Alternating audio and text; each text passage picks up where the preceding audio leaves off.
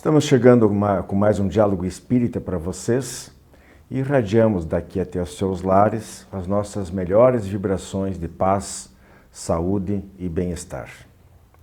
Em tempos de inesgotáveis questionamentos sobre tudo e sobre todos, sempre é desejável separar alguns momentos da vida para examinar o nosso comportamento, especialmente no que diz respeito às críticas e os pré-julgamentos. Dirigimos-nos aqui não para qualquer pessoa. É inútil falar para os indiferentes, para os religiosos de fachada ou para aqueles que até aboliram Deus por completo de suas vidas. Ou para os que vivem exclusivamente no atendimento dos gozos e paixões materiais. E, enfim, para aqueles que nutrem-se e deleitam-se com sentimentos, emoções e atos inferiores. Não, nós nos dirigimos a você, meu irmão, você, minha irmã, que já atingiu um grau de consciência capaz de ouvir, refletir e assimilar esclarecimentos que se referem às coisas da alma. Contudo, apesar dessa condição que nos coloca um pouco acima dos medíocres, ainda carregamos muitas dificuldades, incertezas e imperfeições de caráter. Sendo assim, a pergunta que colocamos é a seguinte: como nós temos olhado para os erros dos outros? Estamos julgando e condenando? E as palavras do Cristo, aonde ficam, quando nos pede e alerta sobre não julgar os outros, para também não sermos julgados na mesma medida? A seguir, no Tema Livre.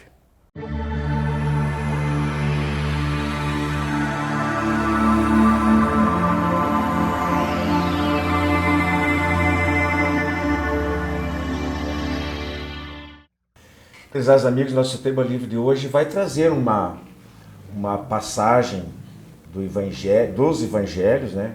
E que consta também no Evangelho segundo o Espiritismo. É um capítulo inteiro falando sobre esse assunto, e concernentes. Sobre não julgueis para não seres julgados. Daí lá diz que com a mesma medida com que julgares os outros, sereis julgados, etc, etc. Eu vou logo puxar aqui esse tema. Eu estou mais uma vez aqui com a Hilda e a Mariana. Eu vou começar hoje pela esquerda aqui com a Mariana. Mariana, como é que você vê hoje em dia, a gente até estava trocando uma ideia antes, né? Dá para levar ao pé da letra isso, de não julgar para não ser julgados, e por outro lado, estamos julgando demais em tempos de redes sociais. Eu coloquei na abertura, né, no Nossa Voz, que hoje em dia todo mundo dá palpite em tudo, né? Só se enxerga os defeitos ali, não existe, e não existe realmente ninguém perfeito. Inclusive a pessoa que fala e que julga e que critica, né? Como é que você vê isso aí hoje em dia? Você, por exemplo, na tua casa, no teu trabalho, nas relações sociais, como você sente essa dificuldade hoje de se relacionar com as pessoas? As pessoas estão cobrando demais umas das outras? Intolerância? Nós estamos percebendo, né, sentindo que existe dois extremos. Muita crítica e aqueles que não querem dar a sua opinião. Então, existe assim, aquela vigilância, aquela cobrança pelo comportamento do outro. Então, tudo é criticado, e se ele não for politicamente correto, ele é cancelado, ele é duramente criticado, e levando algumas pessoas até um quadro depressivo, porque adoece de tanta crítica que ele recebe. E, por outro lado, nós temos um grupo que é o deixa disso, que não, no momento que é necessário ele se posicionar, ele se retrai e fala, né, como nós estávamos aqui conversando antes, a Hilde trouxe, eu prefiro a minha paz, eu não quero me meter nesse assunto, eu não quero saber. Então, nós vivemos hoje num melindre muito grande e temos que ter muito cuidado com o que falamos, que tudo gera confusão, mal entendido e o julgamento. E todo mundo hoje se acha dono da verdade. Todo mundo opina sobre tudo. E muitas vezes, né, a maioria das vezes, são pessoas que não têm nenhuma condição, nenhum conhecimento para estar trazendo aquele assunto. E pior, isso vai influenciar milhares de pessoas, porque hoje nós temos seguidores, né? Hoje o pessoal está seguindo um ou outro. E quando um seguidor fala alguma coisa que os fãs do contrário não gostam, vira uma guerra, uma perda de tempo ali discutindo o sexo dos anjos, vamos dizer assim. Hilde, ela falou ali de condições de conhecimento, às vezes, a respeito do assunto. Também há muito disso, faz parte. Todo mundo é especialista de tudo. Mas, às vezes, há uma coisa que vai além, eu considero mais grave ainda. Às vezes, essa pessoa não tem condições morais para criticar os outros, né? E aí a gente lembra também do Evangelho, me ocorreu agora, quando Jesus fala que costumamos muito ver o cisco no olho do outro, mas não vemos a trave, lá um poste, sei lá o quê, no nosso. É isso também que está ocorrendo? Nós temos por hábito prestar atenção, como a Mariana falou, na vida do outro, no comportamento do outro, na fala do outro, sem trazer a responsabilidade para nós. Por que nós temos que estar tão atentos ou preocupados com o que a Mariana, com o que você faz ou deixa de fazer, ao invés de voltar para mim e me perceber o que eu tenho feito, qual é o meu comportamento, o que eu penso sobre isso, porque eu tenho uma opinião. Agora, como você colocou, será que moralmente eu tenho condições de chegar, por exemplo, a Mariana, olha, Mariana, eu ouvi o que você falou, porque tem formas também. Muitas vezes, para nós não sermos omissos, porque é nossa responsabilidade, se eu estou vendo, eu convivo com você, ou eu estou ali envolvida naquela situação de alguma forma, e aí a responsabilidade é minha, porque de alguma forma eu tenho esse comprometimento com você naquela situação. E aí eu digo, não vou falar nada não, porque a Mariana é minha amiga, e se eu falar, ela vai ficar chateada. Mas, bem, eu tenho que primeiro pensar assim, eu tenho condições morais de chegar para você, falar, olha, Mariana,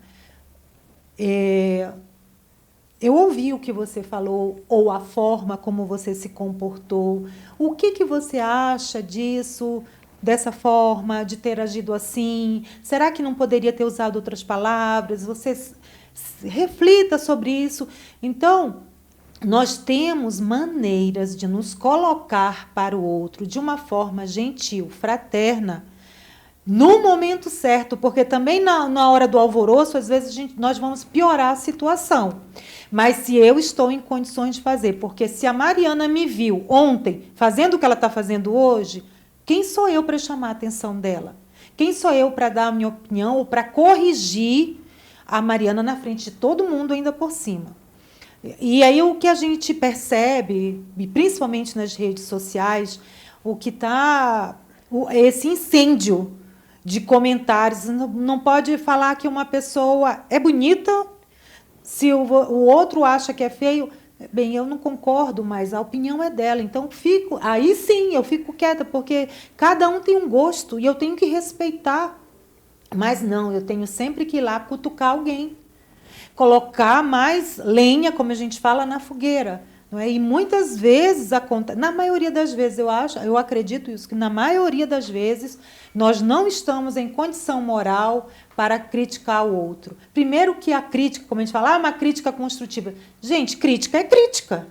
O que eu vou fazer com a crítica que eu recebo, aí é uma questão minha, mas crítica é crítica. É igual fazer inveja, inveja branca, né? Inveja é inveja, crítica é uma crítica. Agora, eu tenho condições de me colocar diante de você e fazer essa crítica? Condições morais? Eu posso ter até as condições intelectuais, mas e morais? Eu tenho? Exatamente. Essa situação aí, ela chama atenção, porque Existem vários níveis de discussão, de debate, né? Grupos diferentes para que a gente participa e, como ela disse antes, tem gente que influencia mais. São os influenciadores, são os artistas, então autoridades políticas. Então, quando o camarada lá em Brasília abre a boca e fala alguma coisa, ou um cantor famoso que às vezes o que ele produz, ele, ela, em termos de música ou outras artes, você disse que é gosto, né? Mau gosto também. Mau gosto, né? Também Quantas faz vezes, parte. né? Que a gente descartaria como, vamos falar claro português aqui, lixo, né? Lixo, em termos artísticos. Mas vai lá, né? Tem quem gosta, e diz que gosto não se discute. Então, tudo bem. Mas quando essa pessoa abre a boca, como a Mariana colocou, ela tem um alcance, muitas vezes, que a gente não consegue nem avaliar até onde vai aquilo, o que vai provocar. Então, fica aquele murmúrio, aquele bafafá, como se diz, e vai multiplicando, você usou o termo de incendiar ali, né? Eu achei interessante isso aí, porque daí não para mais, né? Um Não. fala, outro rebate e triplica.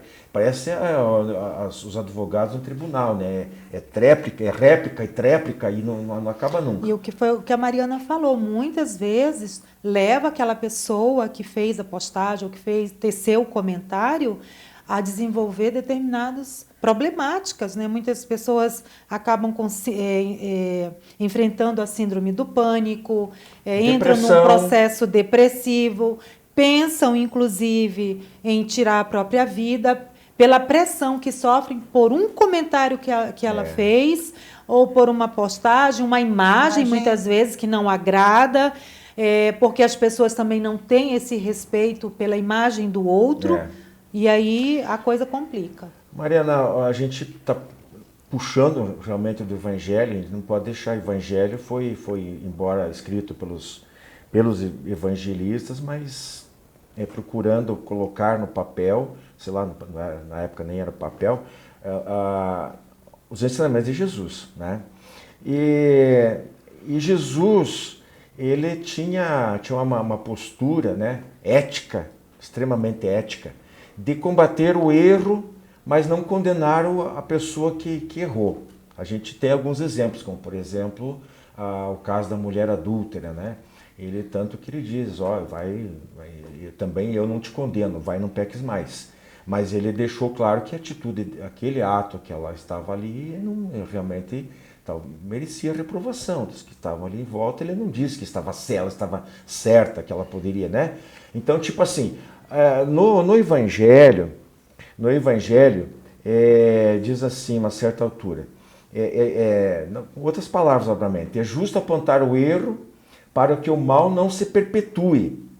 Um ponto que eu quero que você comente. O outro é o seguinte: o direito à censura está na razão da autoridade moral de quem censura. É bem o que a Hilde trouxe, né? Na questão da moral e na questão de você censurar o outro, né? Então tem até uma questão lá no próprio Evangelho que pergunta se é recomendável nós fazermos advertência ou apontar o erro do outro perante o público, né? Como o exemplo ali que a Hilde falou. Nós devemos lembrar sempre da caridade, do amor, porque Jesus, apesar dele nunca foi conivente com o erro, ele sempre foi ético, mas ele sempre foi severo perante os erros. Então ele corrigia todos, mas com amor, com caridade, trazendo histórias, trazendo as alegorias, trazendo exemplos, para que aquela pessoa pudesse perceber o seu erro e corrigir-se, mas sem apontar o dedo. Então, é a caridade. Quando nós estamos imbuídos da razão, que nós achamos que nós estamos certos e que nós podemos ali chamar a atenção do outro, que possamos fazer com humildade, né? Que possamos fazer entre eu e o outro, sem estardalhaço. Mas nós temos sim que nos posicionar sempre diante de um fato, né, que está errado, nós não podemos ser omissos, né? Então, às vezes, nós vemos nos noticiários aí violências e nós ficamos assim, então vamos fazer a pena de morte, então vamos pegar ali, vamos fazer a justiça com a própria mão, né? A gente já fica, às vezes, né, injuriado, vamos dizer assim, com o erro que o outro praticou. Só que nós temos que lembrar que nós temos, sim, que procurar a justiça, nós temos, sim, que tomar todas as providências, mas lembrando da caridade, do amor e respeito. Nós temos sempre que lembrar do respeito. Porque nós somos, voltando àquela velha história que é sabido, mas a gente não consegue colocar em prática, que as outras pessoas, a gente às vezes pode não gostar, não simpatizar com elas, achar que elas têm um monte de defeito, e às vezes elas têm mesmo, como nós também costumamos ter, mas são nossos irmãos. Nós estamos no mesmo barco, não tem como fugir. Tudo que faz mal pro fulano ao meu lado, repercute em mim também. E o que eu fizer para ele, pior ainda, porque daí eu tenho essa responsabilidade quase que individualizada para dar conta depois. Tem um tempinho para você fechar aí. E nós temos sempre que lembrar, como disse o Wilson, trazendo a questão do Evangelho, que a situação em si que nós estamos avaliando, trazer essa caridade, essa gentileza, para que o outro perceba que nós não estamos falando dele, do ser, mas é da atitude, que tem uma diferença. E aí, quando nós nos colocamos com essa fraternidade, com gentileza, com carinho, com zelo para com o outro, é mais fácil contornar a situação e chamar o outro para que ele faça essa reflexão das suas atitudes. Não estamos ali repreendendo a pessoa, não é? Mas é a atitude. A atitude, com certeza. Bem, meus caríssimos, fica aí nossa reflexão do tema livre de hoje. Temos os demais quadros e com certeza nós temos que investir tempo no nosso autoconhecimento e nos policiar um pouquinho mais, todos nós, para evitarmos de errar tanto, errar um pouquinho menos e acertar um pouquinho mais a cada dia. Um abraço.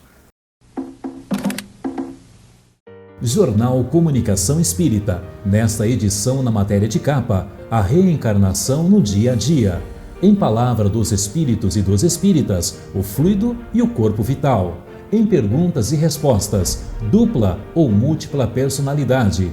E ainda uma abordagem sobre o vampirismo espiritual. Jornal Comunicação Espírita. Assine e recomende.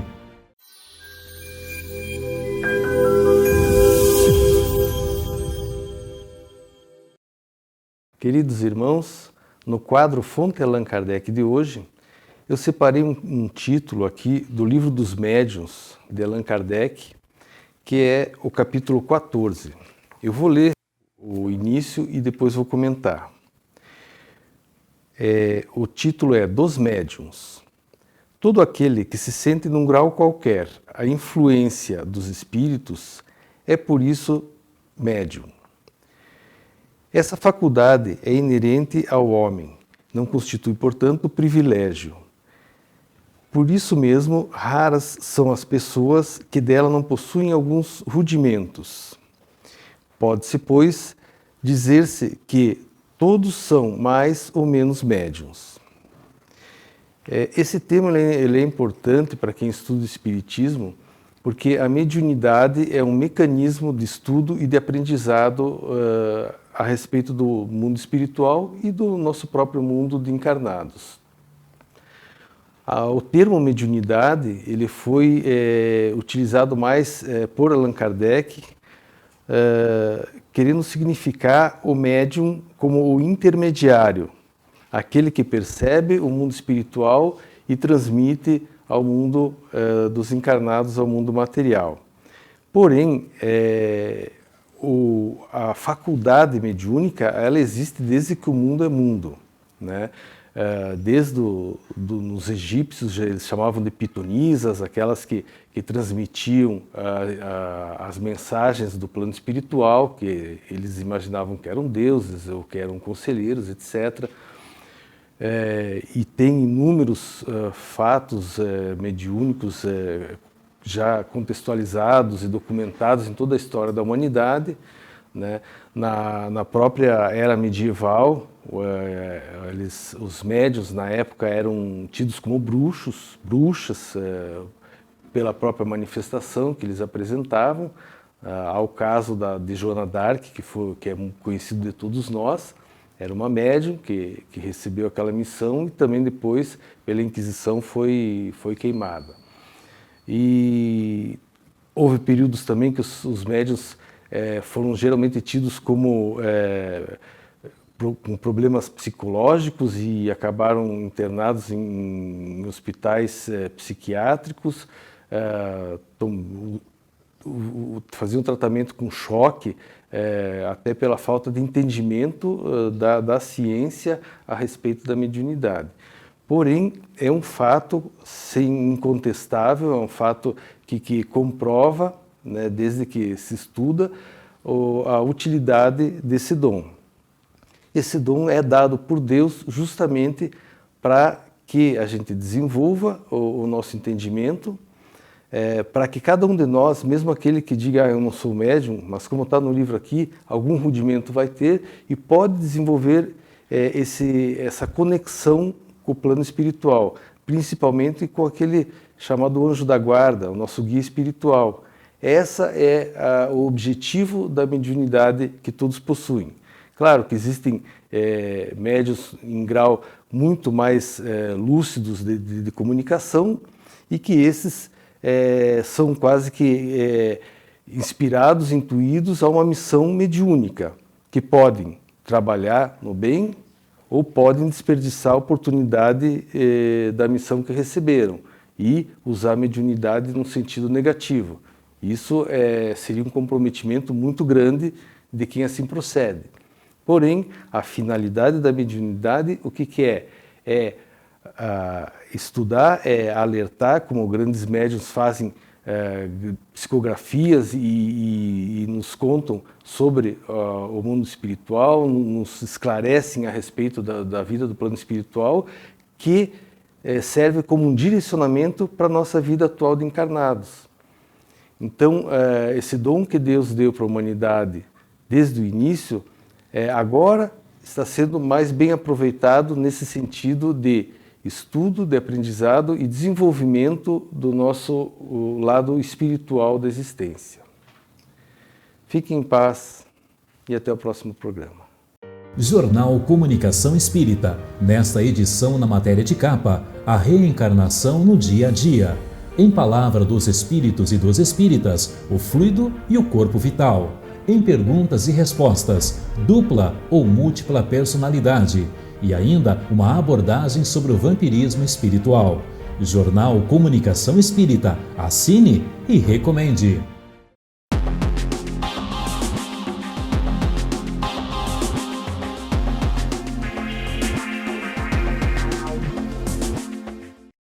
Olá, amigos.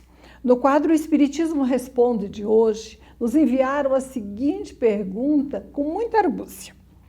No Evangelho segundo o Espiritismo, nós lemos mensagens assinadas por vultos da Igreja Católica, como Santo Agostinho. Como é que esses espíritos, depois que desencarnaram, viraram espíritas? A pergunta é bem instigante. Por quê? Porque aparentemente há um paradoxo aí, né? Vultos famosos da Igreja Católica trazendo conhecimentos que não pertencem propriamente à ortodoxia católica, como a reencarnação, a comunicabilidade dos espíritos. Nós temos que nos lembrar, em primeiro lugar, que a questão de crenças, né, a questão de se filiar a determinada religião ou crença, ela depende do ambiente em que nós estamos, das reencarnações que nós já tivemos. O próprio Espírito Santo Agostinho, certamente, reencarnando milênios atrás, não teria como ter outra crença que não a dos povos aonde ele estava, bem diferentes da religião católica. Então, a crença que nós temos enquanto encarnados na Terra é mutável conforme o tempo e o ambiente em que nós estamos. Embora as nossas convicções íntimas, pessoais, né, que são construídas e interiorizadas ao longo dos milênios. O que esses espíritos, né, ligados ou não à Igreja Católica de vulto, vieram trazer quando assinaram aquelas comunicações que Kardec selecionou para compor o Evangelho segundo o Espiritismo? Vieram trazer a sua experiência, o seu testemunho, a visão completa ou complementar que eles adquiriram após o desencarne, quando já estavam no plano espiritual. E puderam, de um melhor ponto de vista, apreciar as coisas. Por outro lado, nós temos que lembrar que a crença religiosa, ela é uma etapa do processo evolutivo. Quem acredita em alguma coisa, acredita porque não sabe. Quando nós sabemos alguma coisa, nós estamos cientes da realidade dos fatos, nós não temos crença. A crença é impossível para aquele que já sabe. Portanto, os espíritos ligados, embora a religião católica em suas últimas encarnações, ou pelo menos naquelas em que tinham um nome com que assinaram as mensagens, eles, do ponto de vista espiritual, apreciaram e tomaram conhecimento, ficaram sabendo de fatos novos.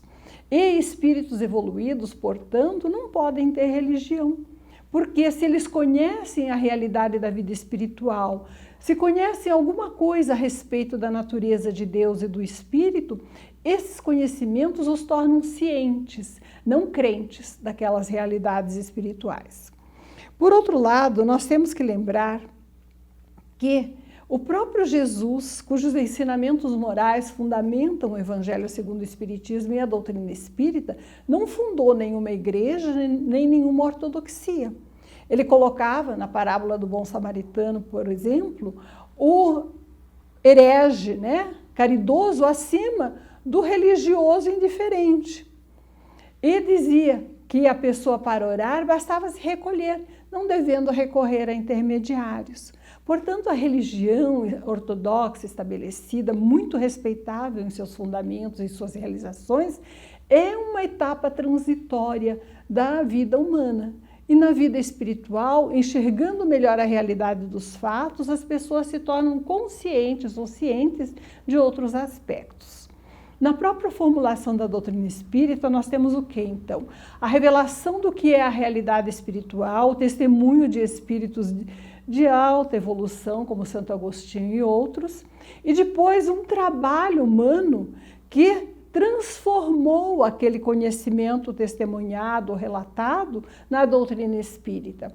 A doutrina espírita não foi criada pura e simplesmente pelos espíritos. Eles fizeram uma série de revelações em diversas partes do mundo sobre a realidade espiritual. E o trabalho humano do professor Hippolyte Léon Denis Rivail, denominado Allan Kardec, é que ele levou a termo, selecionou, codificou e compilou aquilo que hoje é a doutrina espírita, selecionando daquelas mensagens aquelas que se adaptavam ao conhecimento científico, à razoabilidade, e havia uma universalidade da comunicação com o mesmo contexto em todas as regiões. Portanto, esses espíritos elevados não se tornaram espíritas. Eles adquiriram conhecimento sobre a vida espiritual e os revelaram. E nós, seres humanos, formulamos a doutrina espírita. Muita paz. Clube do Livro Espírita de Curitiba.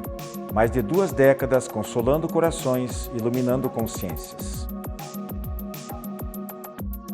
Associe-se e tenha o melhor da literatura espírita em sua casa.